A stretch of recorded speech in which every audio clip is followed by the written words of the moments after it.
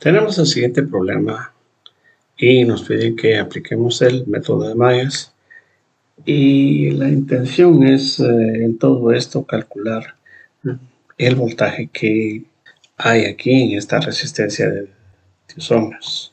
Vamos a la solución entonces y vamos a hacer algo interesante. Vamos a hacer un análisis detallado de cada malla.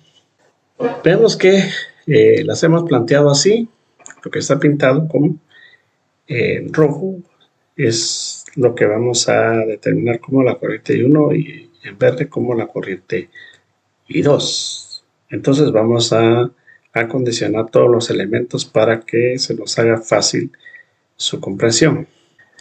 Bien, ahora hemos acondicionado todos los elementos por donde pasa la corriente I1, pero no podemos, digamos, ignorar el efecto que en esta resistencia se da por la presencia de esta corriente I2, por eso es que se representa en esta parte. Sin embargo, en el resto de los elementos, pues sí sabemos que hay una corriente I2 que se desplaza en esa dirección. Vamos a anotar la suma de los elementos activos. Para eso vemos que solamente hay dos elementos activos, está esta fuente y esta.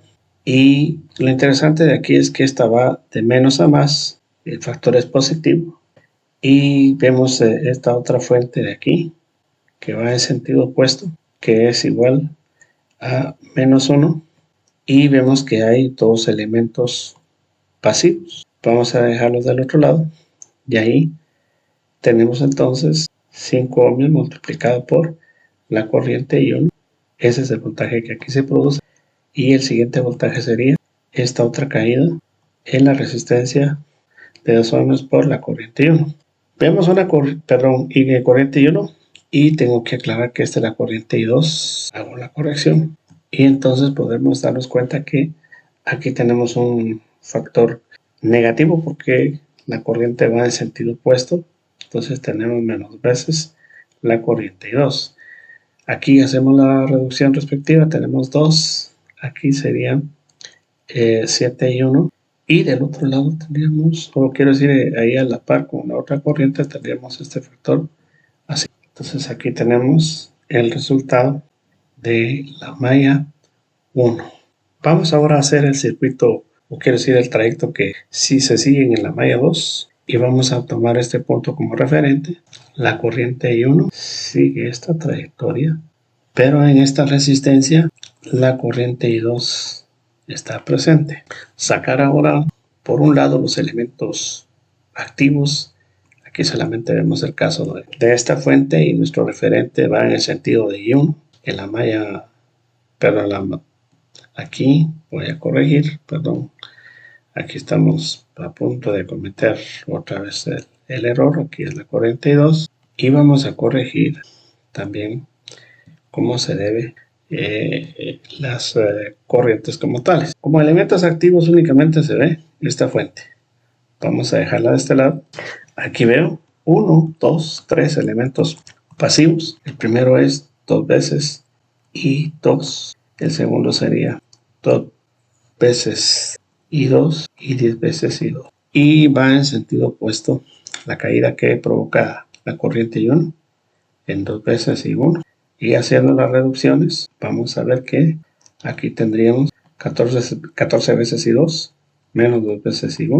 Y si la reacondicionamos, nos quedaría como 1 igual a menos 2 I1 más 14 veces I2. Y todo esto conforma la ecuación de la malla 2. Le damos este reacondicionamiento y lo podemos poner en la forma matricial.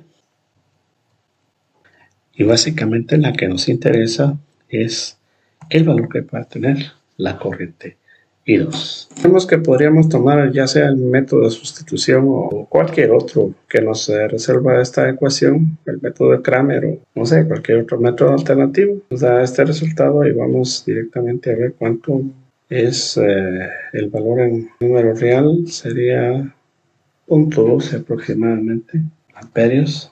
Es el valor de la corriente I2. Entonces, el voltaje que hay en la resistencia de 10 ohms es igual a la corriente I2, que es la corriente que pasa por dicha resistencia, y se multiplica por la corriente, esa es la corriente que acabamos de calcular por la resistencia de 10 ohms. Entonces acá, haciendo las respectivas sustituciones, llegamos a determinar que es igual a aproximadamente 0.2 voltios. Marcamos dicho resultado y esa es la respuesta.